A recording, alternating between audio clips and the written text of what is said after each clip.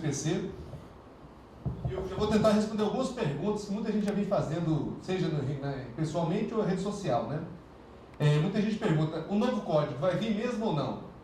Isso aí ninguém sabe.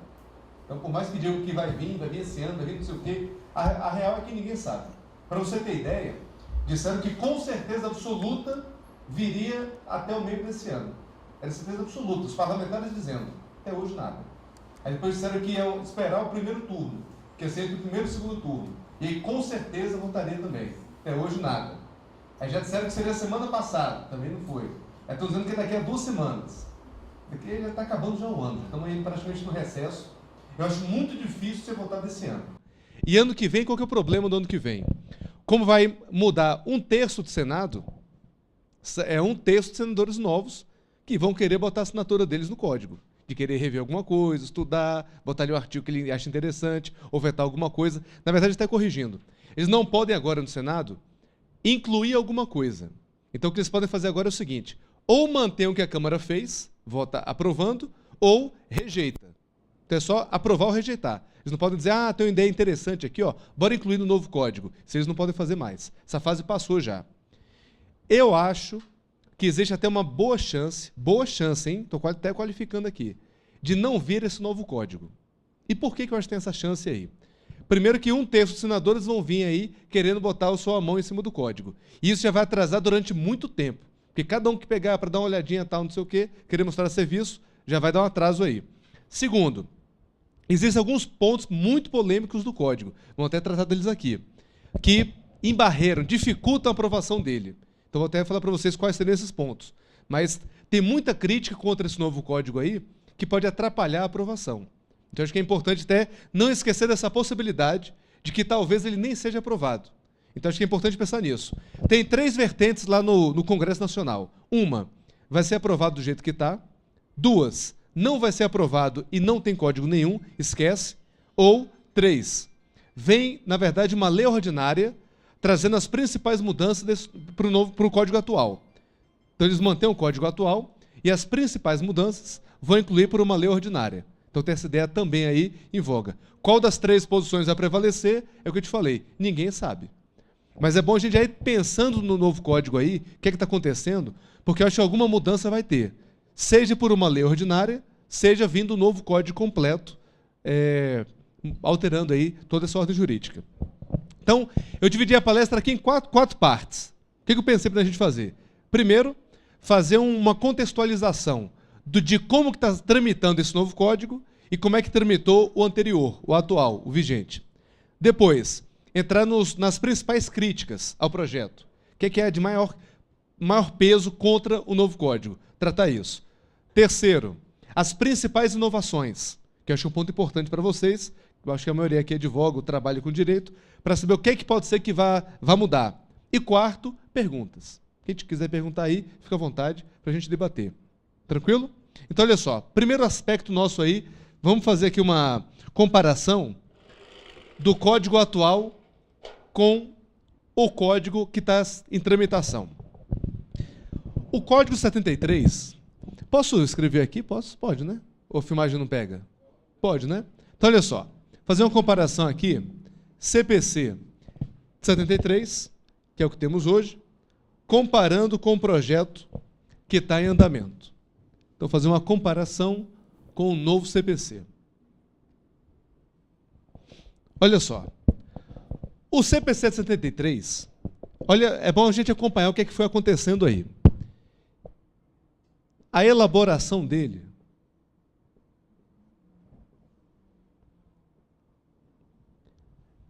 teve um ponto importante que foi o seguinte. Em 1960, Alfredo Buzaide, foi designado para elaborar um anteprojeto de um novo Código de Processo Civil. Então, designou uma pessoa para elaborar o anteprojeto. Como é que Buzaide fez aí? Como é que foi o histórico da elaboração desse projeto, que está em vigor hoje?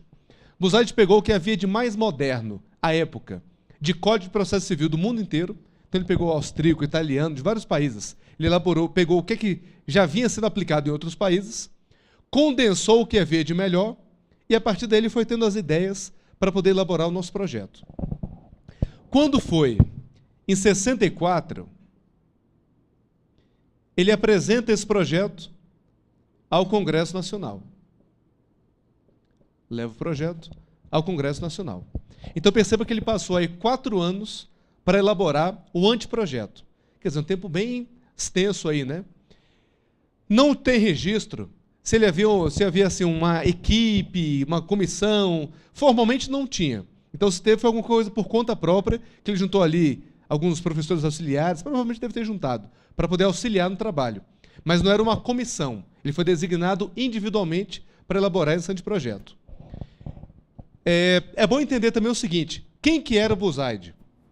Buzaide era um professor da USP, ele com 32 anos, alguma coisa assim, foi perto disso. Ele já era livre docente pela USP, dava aula de processo civil. Ele foi discípulo de Liebman. Então, Liebman veio para o Brasil aí no período entre guerras, fundou em São Paulo a chamada Escola Paulista de Processo Civil e debatia processo civil semanalmente na casa dele, lá em São Paulo. E nessa equipe que ele debatia o processo civil semanalmente, ele chamava alguns professores da USP, dentre os quais Buzaide também participou dessas reuniões aí. Então, ele sofreu uma forte influência de Liebman, que era italiano, na elaboração do nosso anteprojeto. Apresentado em 64, lembra que teve aí no mesmo ano a ditadura, tramitou até 73, onde ele foi finalmente aprovado o nosso código. Então ele passou aí 9 anos em tramitação no Congresso, e detalhe, num período de ditadura, viu? Então, numa ditadura, ficou 9 anos tramitando no Congresso para poder ser aprovado. Por que se fez esse código? Qual foi o motivo de elaborar esse código? Primeiro, tinha o objetivo de incorporar princípios modernos que o código anterior não tinha, organizar o sistema recursal, então dar uma nova cara ao sistema recursal, reforçar a autoridade do Poder Judiciário, buscar mais efetividade para o processo civil, bem como incorporar instrumentos para dar essa nova visão do processo de instrumentalidade, processo mais adequado com o direito material. Então, o porquê de fazer o CPC foi isso aí. Esse código, ele foi elogiado por vários países. Então, vários países aí, mundo afora, elogiaram o nosso código, por considerar, ele é chamado até hoje, de um monumento jurídico, que foi muito bem feito, realmente ele incorporou os princípios mais modernos que havia no processo civil. Então, foi um código, um marco legislativo mesmo, considerado um código de altíssima qualidade. Esse nosso código hoje, em vigor hoje. Da sua vigência, de 73 para cá, ele passou por mais de 50 reformas. Então, nosso código foi extremamente reformado. Tivemos aí várias leis, mudando vários artigos. Então, tivemos aí grandes reformas, grandes mudanças no nosso código em vigor. E aí existem várias críticas para poder fazer o novo código, para justificar fazer o novo código. Então, dizem que o atual é uma colcha de retalhos, por exemplo. Dizem que ele não tem uma coerência entre seus institutos. Dizem que ele leva um processo muito moroso, que ele é pouco efetivo e que ele é ultrapassado. E criticam muito, uma crítica eu acho ela muito vazia, mas criticam muito, dizendo que o nosso código foi feito no regime militar, que ele teria um caráter ditatorial. Eu não vejo isso concretamente, assim, na lei. Onde é que está o caráter ditatorial? Cadê? Eu não vejo isso no código que tem hoje, corrigido pelo novo código. Não vejo. Alguns dizem, porque tem o reexame necessário. O novo mantém. Porque o juiz tem vários poderes. O novo aumenta os poderes do juiz. Então, não vejo muito a realidade desse discurso de que o nosso código atual ele tem um ranço ditatorial. Eu não vejo nada disso. Acho que é mais uma qualificação pejorativa do que uma realidade no código. Eu não enxergo algum ponto realmente que diga o nosso código ele é ditatorial. Eu não vejo isso. Mas, enfim, tem essa crítica. E aí, por isso, o que aconteceu? Em 2009, o presidente do Senado, Sarney, nomeia uma comissão de juristas para a elaboração do anteprojeto de um novo CPC. Então, em 2009, acho que foi em junho de 2009, alguma coisa assim, vem esse ato do Senado nomeando uma comissão de juristas para elaborar o anteprojeto. Essa comissão foi formada por 12 pessoas. 12 pessoas. E é importante ver o perfil das coisas, né?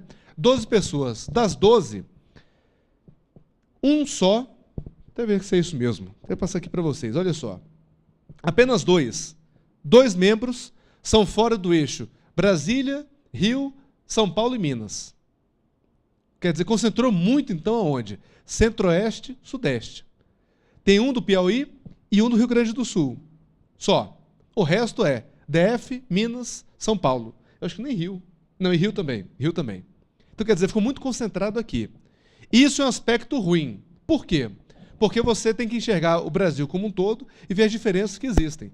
Uma coisa é um processo no Acre, outra coisa é em São Paulo. E outra coisa no Rio Grande do Sul. E outra em Sergipe. Então o processo é completamente diferente conforme a região. Então seria importante ter essa visão mais nacional, né? Sair um pouco do centro aqui do processo civil e ter uma visão um pouco mais ampla. Segundo ponto, do perfil técnico de quem elaborou esse anteprojeto, temos também um negócio interessante, olha só. Quase todos são advogados ou juízes. Então, não tem ninguém da Defensoria Pública, que é uma carreira hoje, uma das mais importantes, se não for a mais importante hoje, e ninguém da Advocacia Pública. E a Advocacia Pública tem um peso também, por quê? Porque a grande maioria das ações que tramitam são da Fazenda Pública.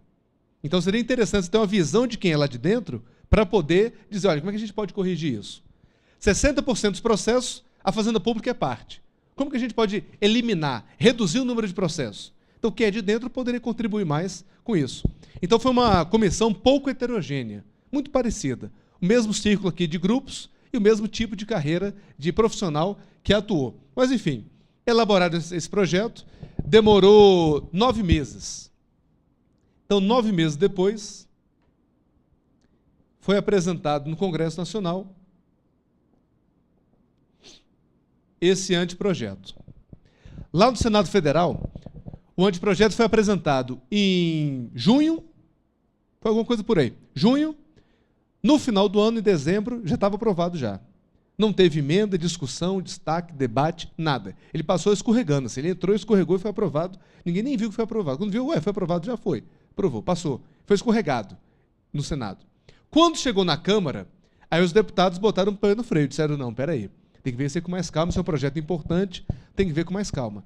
E à época tinha mais crítica ainda ao projeto. O que é que se fez? A Câmara, então, constituiu uma comissão revisora desse projeto. E aí, nessa comissão revisora, os deputados que participaram da comissão revisora foram convidando juristas, professores, doutrinadores, para poder contribuir com o debate. Aí, nessa aí, fui convidado também, depois de uma palestra como essa, tinha um deputado presente, eu fiz a palestra, quando terminou, ele veio falar comigo. Ele disse, você não quer participar lá não, tal, não sei o quê? Eu falei, não, vamos embora, na hora. Aí eu vou participar auxiliando ele, né, nos debates desse projeto. E a posição dele era contrária a um novo código. Então a gente bateu com a posição, falou, vamos lá para você reforçar o time. Eu falei, vamos embora. Então a Câmara constituiu uma comissão revisora para passar um pente fino no projeto, ver os principais pontos e aí reelaborar ou reanalisar esse projeto. Nessa comissão revisora participou gente do Brasil inteiro. Marinoni, Didier, Leonardo da Cunha, essa galera toda participou aí da comissão revisora. O Didier, principalmente, ele participou muito ativamente dessa comissão aí. Fez vários trabalhos interessantes e tal. Enfim, isso em 2010. Tramitou aí 2010, 11, 12 e tal. Quando foi dia 26 de março desse ano, a Câmara aprova o projeto. Leva para o Senado, que é onde está hoje. Então está aguardando agora o Senado aprovar esse projeto, ou não, né? Ou engavetar. Então a gente está vendo aí o que é que vai acontecer. Perceba então que foi uma tramitação relativamente rápida, né? Vamos pensar aqui, ó, de quando apresentou lá, de 2010 a 2014, 4 anos de tramitação. E de elaboração, enquanto o atual foram 4 anos, o novo, 9 meses. Então você percebe já que teve uma celeridade muito maior no novo CPC do que no código anterior. E isso, a gente vai ver daqui a pouco nas críticas, deu como resultado um novo código altamente criticado. Então, esse projeto aqui ele é altamente criticado. Eu vou lhe trazer aqui várias críticas, você vai ver que não são críticas minhas, tá? Eu peguei da doutrina também que vem criticando, mas você vê que são críticas que difícil rebater, viu? Difícil rebater. Por que que veio o novo código? Ele tem 3 premissas fundamentais. A primeira é trazer a coesão das normas. Então, a primeira premissa é trazer coesão das normas. Essa premissa aqui, vamos analisar já criticando, já analisando, refletindo sobre isso. O que é coesão das normas? Quer dizer, uma coerência, né? Um estudo está ali em recursos, por exemplo, ele casa com o estudo que está lá na parte geral, por exemplo. Ou então a execução, você aplica artigos do cumprimento de sentença, outros do livro 2. Quer dizer, um código, você analisa ele, está redondinho, né? Está coerente. O nosso código atual, dizem que não está, e chamam ele de uma coxa de retalhos. Por quê? Porque ele tem coisas, desde a origem dele, década de 70, a institutos de 2005, bem novos, foram incorporados. E dizem que, por isso, haveria uma coxa de retalhos e o código não seria coeso. E o novo código traria harmonia e coesão para essas normas. Olha, também pode ser ignorância minha, mas lendo o novo código e o código atual, eu não vejo correção disso. Não vejo o que o novo código evoluiu para corrigir isso. Até para você analisar primeiro, o que é essa falta de coesão, objetivamente falando? Aonde que no código atual você encontra uma falta de coesão? Teve uma palestra que eu assisti uma vez do ministro Atos Guzmão, que é um grande processualista. E ele demonstrou ali na palestra, ponto a ponto, vários artigos do novo código, que uma parte dizia uma coisa, lá na frente dizia outra coisa. Que havia uma grande incoerência. Então a palestra dele foi exatamente mostrando o quê? A incoerência do novo código. De artigos que foram mal redigidos, artigos que não guardam coesão com outros artigos. E ele concluiu dizendo, no novo código, eu enxergo mais falta de coesão do que no código atual. Veja, isso quem está falando é o ministro Atos Guzmão, tá? Não sou eu, não. Então, quando eu participei da palestra, vi ele falando também, concordei em tudo que ele falou. Também acho que no novo código tem mais equívoco, mais falta de expressão de acordo com outros artigos do que no código atual. Talvez isso seja resultado de um código acelerado, né? Feito muito rápido. Nesse congresso, inclusive, a professora Tereza Rudolphin Wambier, que fez parte da comissão, ela numa palestra disse, olha, foi o que a gente pôde fazer em 6 meses, 9 meses. É o que a gente pôde fazer. Aí ele perguntou, oi, por que a pressa? Não tem pressa. Você poderia ter feito em mais 3 anos. Para que a pressa? Então, quer dizer, até a própria comissão reconheceu que o código, pela celeridade que foi feito, teve falhas, né? A segunda premissa para ter um novo código, para incorporar valores constitucionais. Então, eles verificam o seguinte, a gente teve um grande marco aí no nosso ordenamento jurídico, que foi a Constituição de 88, e ela é muito posterior ao código vigente. Então, precisamos de um novo código adequado com a nova realidade constitucional. Bonito, né, de se ouvir, né? Lindo, né? Você olha assim e fala, pô, legal, realmente, muito bacana isso aí. Só que, olha só, primeiro, do código vigente, nenhum artigo deixou de ser recepcionado pela Constituição. Então, o código, do jeito que ele veio, ele foi plenamente recebido pela Constituição Federal. Então, não teve, você não pode dizer que houve ali uma inconstitucionalidade, um artigo que não estaria de acordo com a Constituição. Todos foram recepcionados, todos eles. Então, esse é o primeiro ponto que enfraquece esse argumento. Segundo ponto, o que o novo código fez para incorporar esses valores constitucionais? 2 coisas. Primeiro, ele trouxe um capítulo tratando disso e, espalhado pelo código, artigos também tratando disso, desses valores constitucionais. Na parte geral, olha o que ele fala aqui. Eu quero que você conclua junto comigo, viu?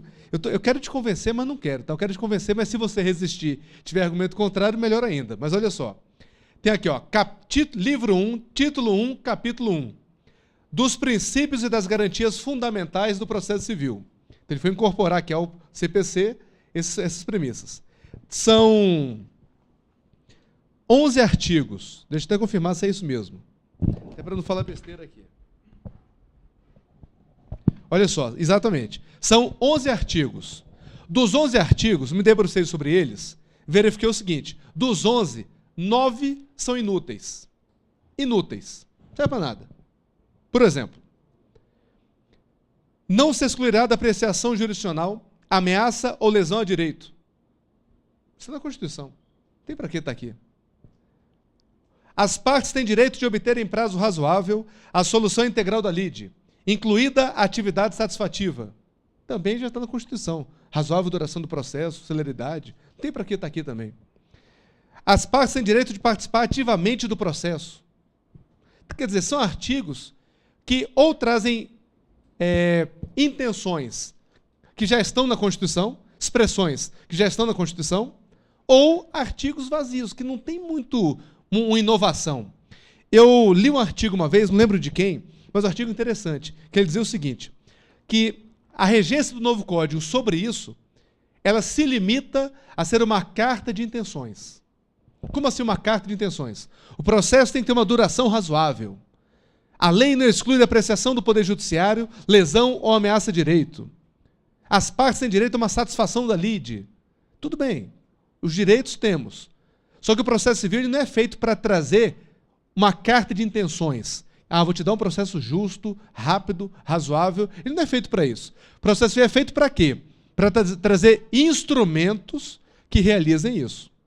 Então são duas coisas bem diferentes. Uma coisa é a intenção. Olha, eu quero te dar um processo justo, razoável e rápido. Outra coisa é eu falar, como que eu vou fazer isso? O como fazer é o que deveria estar na lei ordinária, que é o CPC. A norma programática está na Constituição. Lindo. Agora, como isso deve ser feito, deveria estar regido no novo CPC. E não está. Ele traz apenas o quê? Apenas o quê? As intenções. Que quer te dar um processo razoável, justo, etc. Só que isso é interessante. Embora a intenção seja essa, nos instrumentos, ele dá uma marcha ré. Ele é um retrocesso. Então ele diz que vai fazer uma coisa que o Código atual não faz, mas quando você vai analisar os instrumentos que existem no novo Código, é um retrocesso. Vou te dar um exemplo. Um exemplo claro disso. Penhora do sistema Bacenjude. Foi uma das mudanças que mais trouxe efetividade ao nosso sistema. Mais trouxe efetividade. No novo Código, quase que não passava. Quase. Foi na Câmara dos Deputados, no último minuto ali, que conseguiram derrubar as emendas e aprovar do jeito que está hoje. Mas, dentre as redações que tinha na Câmara, uma delas eu vi no dia que estava votando, eu vi lá, presenciei. Engraçado, foi até com o Tiririca. Ele estava passando, aí ele sabia que eu estava com o novo código, ele falou, vem cá, você está com o pessoal do novo código aí, né? Eu falei, tô. Ele, me explica aqui esse negócio rapidinho. Aí ele abriu, aí ele estava com 3 versões do novo código para votar. Eu falei, deputado, mas vai votar as 3? Como é que é isso? Ele falou, pois é, eu não sei. Vai votar o novo código. Agora, qual das 3 versões é o novo código, eu não sei qual que é. Aí ele falou, mas minha dúvida é a seguinte, aí ele apontou exatamente no Bacenjude. Ele falou, olha isso aqui, ó. É assim mesmo, tal? Como é que é esse negócio? Me explica o que é isso. Aí a versão, tinha 3 versões. E engraçado, Tiririca, né? Mas ele quis entender mesmo, estava lá e chamou o assessor dele também, ó, anota o que ele está falando aqui e tal. Interessado mesmo, foi lá e tal. Aí, uma das versões dizia o seguinte, olha que absurdo, que para o juiz deferir o Bacenjude, era apenas após contraditório e o tribunal que deveria deferir. Olha que loucura.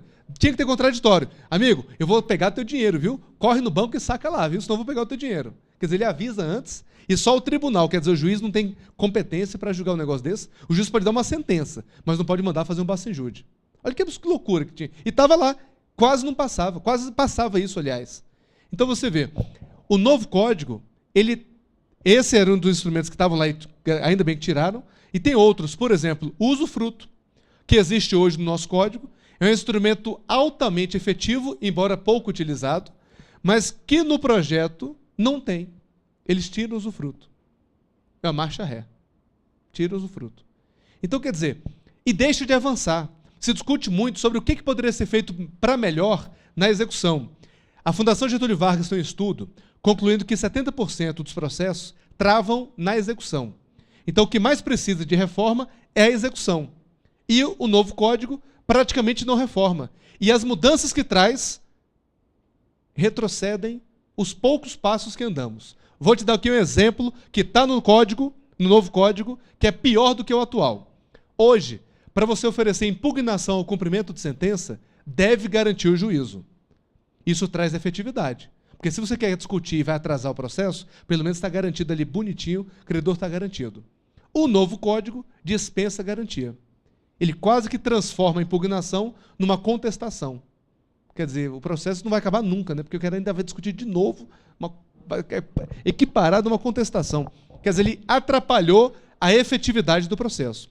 Quando a gente chega na última parte da palestra, tratar das principais inovações, você vai perceber isso. Eu vou até destacar elas. Quais que seriam um atraso em relação ao que temos hoje. Então, o código promete celeridade, efetividade e etc., mas nos instrumentos, ele não está te dando isso. Ele está dando uma marcha ré ao que existe hoje.